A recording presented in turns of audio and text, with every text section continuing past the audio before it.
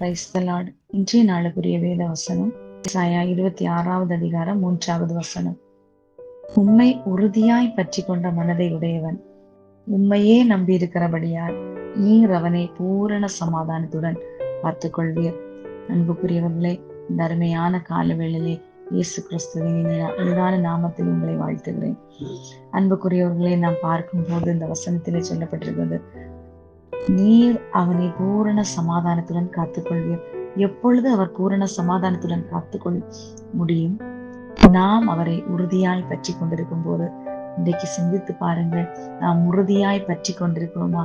பிரச்சனைகளோடு பாடுகளோடு இருக்கும் போது, ஐயோ எனக்கு என்ன செய்யுதுன்னு தெரியல அப்படின்னு மற்றவங்க கிட்ட புலம்பிச்சிருக்கீங்களா?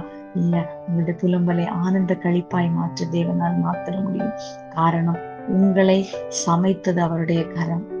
நம் தாயின் கருவில் இருக்கும் போதே கண்டது அவருடைய கரம். உலக தோற்றத்துக்கு முன்பு கண்டது அவருடைய கரம். அவர் உங்களை பூரண சமாதானத்துடன் காத்துக்கொள்ள வல்லமுள்ள தேவனாய் இருக்கிறார். எப்பொழுது நீங்கள் அவரை உறுதியாய் பற்றி கொள்ளும் போது.